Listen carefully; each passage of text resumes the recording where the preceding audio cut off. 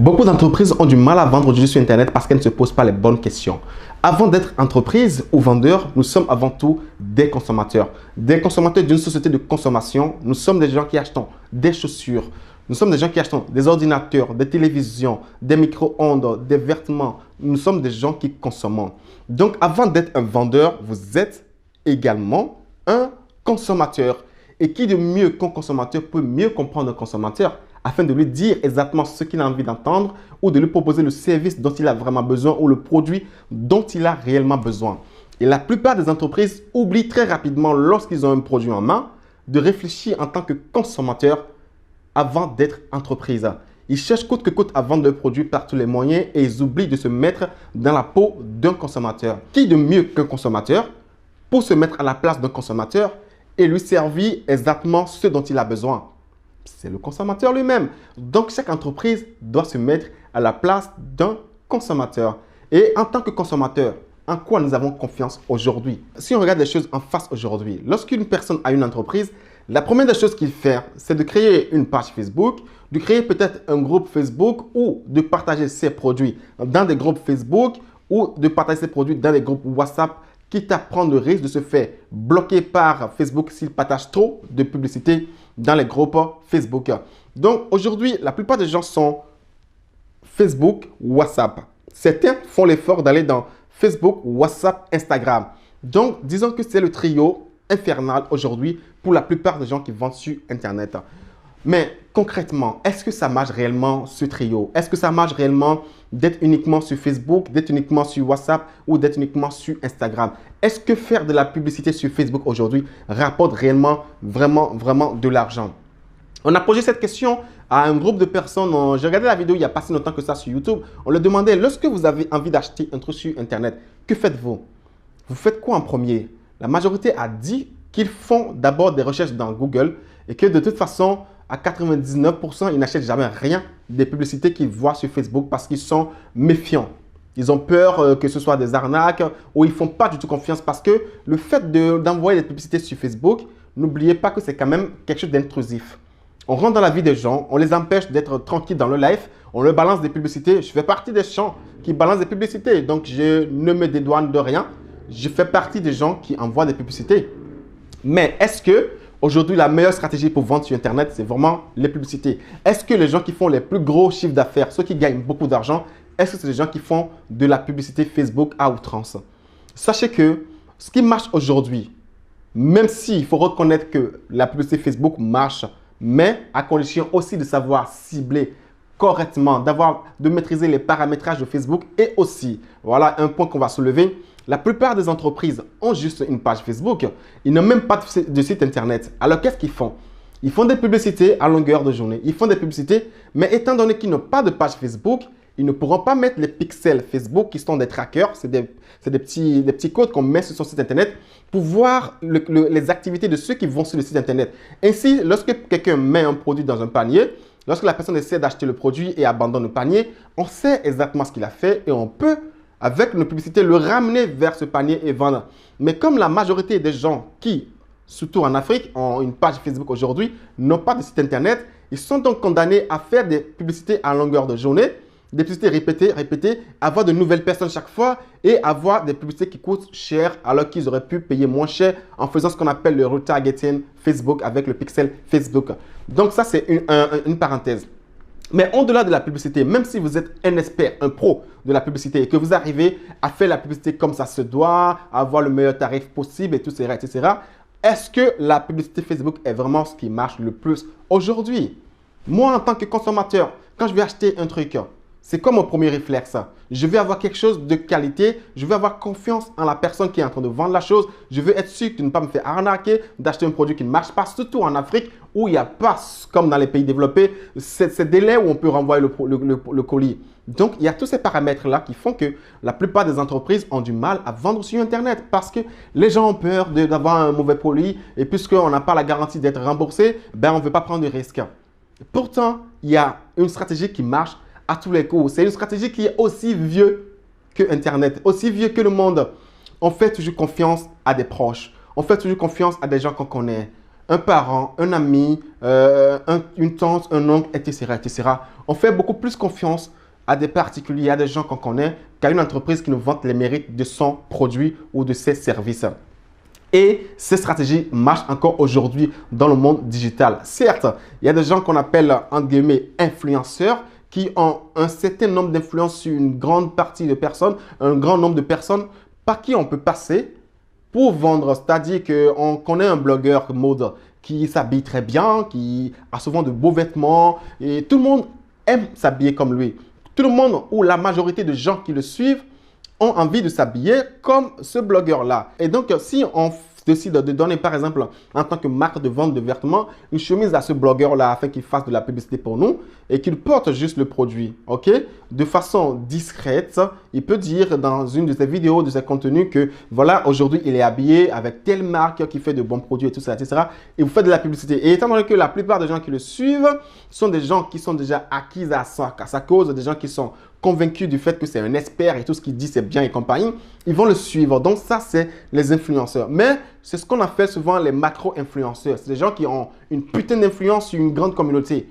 Et aujourd'hui, de moins en moins de personnes commencent également à les suivre en fait. De plus en plus de personnes commencent à prendre le recul par rapport aux macro-influenceurs. Et nous avons ce qu'on appelle aujourd'hui les nano-influences. La nano-influence a toujours existé. C'est quelqu'un, par exemple, qui a son compte Facebook, il a juste 100 amis dessus. Mais les 100 amis qu'il a sur son compte, c'est des vrais amis qu'il connaît, avec qui il parle, des amis d'enfance, qui ont confiance en lui, en qui il a confiance. Des gens qui ne sont pas là juste pour gonfler le nombre d'abonnés, des gens qui ont des comptes à 1500, 2000 abonnés et finalement ne connaissent pas beaucoup de gens dans ce nombre. Les nano-influenceurs, c'est des gens qui ont un petit compte. Ils ont moins de 1000 abonnés, moins de 1000 personnes. Même pas abonnés, c'est un compte personnel. Ils ont moins de 1000 personnes qui sont dans leur compte personnel. Et du coup, ces gens de personnes, ils sont en cercle restreint. Et moi, par exemple, mon meilleur ami, lorsqu'il va me voir porter une chemise, lorsqu'il va me voir porter une montre, lorsqu'il va me voir porter quelque chose et qu'il va me dire « tu l'as acheté où ?» Lorsque je vais lui dire que j'ai acheté à tel endroit, il y a beaucoup plus de chances qu'il aille acheter au même endroit que si c'est la marque même qui avait fait une publicité sur Facebook pour lui dire « viens acheter chez moi ». Vous voyez un peu? Donc, la plupart des gens oublient. Vous voulez vendre, par exemple, des chaussures qui coûtent 100 000 francs CFA, supposons. Ça veut dire que vous avez une cible premium. Ce n'est pas des cibles d'échelle. C'est-à-dire que ce n'est pas un produit où on se dit, bon, ok, ça coûte que 10 000 francs CFA. Je mets les 10 000 si ce n'est pas bon, c'est pas bon, c'est pas grave. C'est 100 000 francs CFA que les gens veulent investir dans le produit. Donc, ils vont avoir beaucoup plus confiance. Par exemple, à un vendeur, à un parent qui a déjà acheté ce produit à 100 000 francs CFA, qui lui a dit oui, c'est un produit qui marche très bien. On connaît le business des mèches, par exemple. Il y a des gens qui vendent des mèches qui coûtent 200, 300 000. Il y a des mèches qui coûtent très cher. Vous savez, quelqu'un qui achète un tel produit appartient à un milieu social bien déterminé. Ce n'est pas le petit ami de quartier, ce n'est pas le petit gars qui gagne 50 000 francs CFA dans le quartier qui va donner de l'argent à sa femme pour acheter ça. Non, c'est une personne qui achète une mèche, une dame qui prend son argent pour acheter une mèche, ce n'est pas une dame qui gagne 75 000 francs CFA par mois. Non, c'est une dame qui gagne au moins 400 à 500 000 francs CFA par mois, qui peut oser économiser pour acheter des mèches à 300 000 francs CFA. Donc, vous vous adressez à une catégorie de gens qui sont dans un milieu social un peu select. Alors, ces gens, ils sont déjà sélects dans leur environnement. C'est des gens très souvent qui évoluent en cercle restreint, qui ne se mélangent pas à tout le monde. Et lorsque vous voulez vendre à ces gens de personnes, il est très important de pouvoir toucher une personne qui peut les toucher. Pour toucher cette personne, vous avez deux manières de faire. Vous pouvez passer par les macro-influenceurs qui sont connus, qui s'habillent très bien aussi, qui ont des mèches, qui peuvent porter ces gens de mèches. Et croyez-moi, souvent, ces macro-influenceurs qui ont 200, 300, 400 000 abonnés, qui gagnent très bien leur vie, appartiennent très souvent à cette catégorie de personnes que vous voulez toucher. Donc, le simple fait de voir que telle personne a porté ces mèches et qui vante vos mérites, vous, en tant que vendeur de ces mèches-là, peut rapidement toucher cette catégorie de personnes que vous voulez toucher. Vous voulez également contacter des gens qui, à la base, ne se considèrent pas comme des influenceurs, mais vous savez qu'ils appartiennent à cette catégorie sociale. Vous leur dites, vous publiez telle chose sur moi, vous avez tel pourcentage sur les ventes. Et tout le monde veut gagner de l'argent. Que tu gagnes par exemple 1 million par mois et qu'on vient te dire que tu vas gagner 20 000 de plus, crois-moi, tu vas prendre ces 20 000 de plus. Juste en partageant un post, en disant que oui, telle personne vend telle mèche et que moi je trouve que c'est pas mal et compagnie. Tout le monde veut en gagner encore plus d'argent. Même quelqu'un qui gagne 1 milliard de francs CFA par mois, tu lui dis, mon frère, je te donne encore 100 000 francs CFA de plus, il va prendre ça. Tout le monde veut de plus de l'argent. Surtout si c'est juste pour partager et recommander quelque chose, tout le monde veut le faire. Et donc, en touchant des gens qui sont dans leur cercle social, vous les touchez indirectement et ils vont beaucoup plus faire confiance à ce genre de personnes qu'à vous-même. Il y a plusieurs moyens de gagner de l'argent sur Internet. Vous pouvez passer par Facebook Ads à vos risques et périls en prenant le soin de maîtriser parfaitement. Parce que le drame, c'est que beaucoup de gens ne maîtrisent pas. Donc, ils font des mauvais ciblages qui atteignent des gens qui ne sont pas forcément intéressés, qui vont leur laisser des vues, des likes et compagnie. Ils ne vont jamais vendre. Et puisqu'ils n'ont pas de site Internet, ils ne vont même pas faire du retargeting. Donc, ramener la publicité devant des gens qui ont déjà été sur le site et qui ont acheté le produit au panier. Donc, ils perdent déjà beaucoup d'argent dans ce contexte-là. Et puis, si vous ne voulez pas perdre tout cet argent-là et que vous ne maîtrisez pas, soit vous confiez ça à un professionnel, mais je dis toujours, quelqu'un qui vend sur Facebook et qui n'a pas de site Internet, il va beaucoup plus dépenser de l'argent que quelqu'un qui a un site Internet pour faire du retargeting. Donc, le but, ce n'est pas forcément de vendre uniquement, de vendre, mais de faire une belle plus-value, d'avoir beaucoup plus de marge. Supposons que vous vendez le produit à 100 000 francs CFA et que vous faites une publicité à, c'est pas, à 40 000 francs CFA et qu'au final, vous gagnez 60 000 francs CFA sur le produit, alors que vous aurez pu faire une publicité à 10 000 francs CFA et gagner 90 000 francs CFA. Vous voyez, donc il y a gagné et gagné. Ok, vous gagnez, mais vous gagnez combien? Il y en a qui gagnent même rien, qui roulent à perte. Je ne suis pas en train de dire que la publicité Facebook ne marche pas. La publicité Facebook marche bien. Mais je pense, avec mon expérience, que l'influence, l'utilisation d'influenceurs, que ce soit macro ou nano, accélère rapidement les choses. Vous savez, même si la publicité Facebook marche et que les gens cliquent, ajoutent le produit à votre panier et il peut arriver au dernier moment avant de valider que la personne se dise « Et si c'est de l'arnaque ?» Il peut toujours dire ça. Jusqu'à la dernière minute où il veut vous faire transférer l'argent, valider le paiement, il peut toujours se demander « Et si c'est de l'arnaque ?» Et le fait de passer par les nano ou macro-influenceurs enlève cette question, cette dernière question qui est est-ce que c'est pas de l'arnaque? Parce qu'ils font entièrement confiance à la personne qui vous recommande. La recommandation est l'une des meilleures stratégies qui marchent aujourd'hui sur Internet. Ils font confiance aux blogueurs, ils font confiance aux experts, ils font confiance aux coachs, je ne sais pas quoi, qui leur dit que telle chose c'est bien. Ok? Les gens sont capables, imaginez, il y en a qui même arrivent à bousiller leur famille juste parce qu'ils ont lu une publication d'un coach qu'ils estiment bien.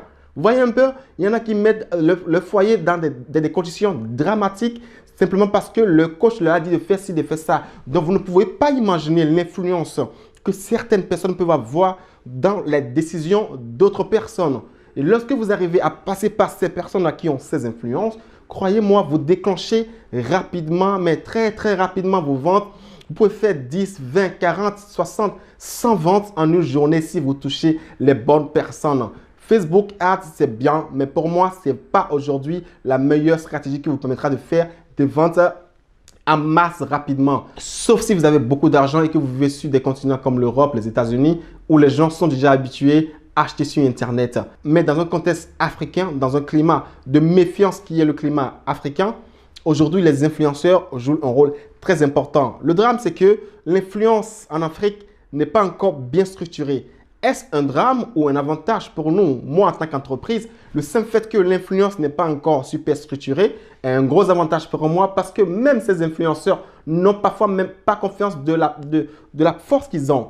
Et je ne parle pas de pseudo-influenceurs, des gens qui ont une communauté à 100 000 personnes et qui ont juste 10 likes sur les publications. Pour moi, ce n'est pas des influenceurs. Je ne parle pas des gens qui ont 1 million d'abonnés, mais qui peinent à avoir 1000 j'aime sur les publications. Je ne parle pas de ça. Ça, ce n'est pas des influenceurs. Je vous parle de vrais influenceurs. Le gars, quand il publie un post, au bout de 10 minutes, tu as déjà plus de 1000 abonnés, 1000 j'aime, tu as déjà plus de 500 commentaires, tu as déjà plus de 1000 partages. Ça, c'est un influenceur. Lui, il m'intéresse. Vous voyez, je ne suis pas intéressé par le gars qui joue l'influenceur parce qu'il a 1 million d'abonnés, mais que dans le fait, il n'est juste que l'ombre de lui-même. Il n'a pas d'interaction. Il ne faut pas l'oublier, c'est très important. Maintenant, dans un contexte de nano-influenceur, c'est la même chose également. S'il a 100 personnes sur son compte, même si c'est un nano-influenceur, c'est-à-dire que le nano-influenceur ne se considère pas comme un influenceur. C'est une personne normale, une personne lambda. Mais même s'il a juste 100 abonnés ou 100 personnes, 100 membres proches qui sont dans son compte Facebook, S'il n'arrive pas à avoir au moins 40% d'interaction, il ne m'intéresse pas non plus. Donc, le but, ce n'est pas d'aller chercher n'importe qui pour dire oui, c'est un nano-influenceur, je lui donne de l'argent. Non. S'il a 100 personnes sur son compte et que sur chaque publication qu'il fait, il a environ 60 j'aime et des commentaires, c'est largement suffisant. Il a déjà un taux d'engagement supérieur à la majorité des pages qu'on peut avoir. Il y a des gens qui ont 10 millions des gens qui ont 5 000 abonnés et qui n'ont pas 100 j'aime sur la page, qui n'ont pas 1000 j'aime sur la page. Ils n'ont pas un taux d'engagement de plus de 40-60%. Donc oui, ce n'est pas des influenceurs. Voilà, pour moi. Vous voyez, c'est des gens qui ont juste des abonnés qui ne sont pas là. Ces abonnés absents. Les vrais influenceurs, c'est l'interaction avec les publications et surtout les commentaires et les partages. Très, très important. Les commentaires, les partages, pas que des likes. Les likes, on peut lâcher des likes. Mais ceux qui prennent le temps de liker, de commenter, d'être là, de partager, ça, c'est des actions supplémentaires. Le plus important, il ne faut pas l'oublier, quand on veut choisir un macro ou un nano-influenceur, très important, non seulement on fait attention au nombre d'abonnés qu'il a, mais plus important, on fait attention au nombre de commentaires qu'il arrive à avoir et au nombre de partages qu'il arrive à déclencher. Parce que prendre le temps de commenter une publication, c'est très, très, très chronophage. Et ça peut te demander de réfléchir. Donc, quand tu le fais, c'est que tu es vraiment dans le game, tu es vraiment dans le truc. Tu es vraiment en phase avec ce que la personne dit. Soit tu le dis pour le clasher, peut-être il y a ça aussi. Mais lorsqu'une personne a environ 1000 commentaires sur une publication, moi, je suppose que oui, c'est un influenceur pour moi, c'est un macro-influenceur. Et lorsque quelqu'un qui a juste 100 personnes sur son compte personnel arrive à avoir 60 likes, avoir jusqu'à 10-20 commentaires. Et pour moi, c'est quand même un nano-influenceur que je peux utiliser pour faire du business. Voilà ce que je pourrais vous dire par rapport à, pour moi, ce qui est aujourd'hui l'une des meilleures manières de vendre sur Internet aujourd'hui. Je ne suis pas en train de dire que la publicité Facebook ne marche pas. Ça marche bien. Oui, ça marche très bien quand vous savez le faire. Mais je pense que l'influence marche encore mieux que les publicités Facebook qui sont parfois trop coûteux et qui rapportent moins de clients que la nano ou la macro influence. Alors toi aussi, si tu as envie d'apprendre à créer un site Internet de A à Z, mettre en place les meilleures stratégies qui existent pour vendre sur Internet, etc., tu as envie d'accroître ton chiffre d'affaires, faire exploser tes ventes, n'oublie pas que je serai à Abidjan du 22 au 23 février prochain pour une formation qui coûtera juste 60 000 francs CFA. J'ai également des formations en ligne. Si tu es intéressé, n'hésite pas à me lâcher un pouce, à partager mes publications, à me contacter inbox que tu veux. Je serai toujours là pour répondre à tes problèmes. Sur ce, je te dis à la prochaine ou pas. Ciao, ciao. C'était moi.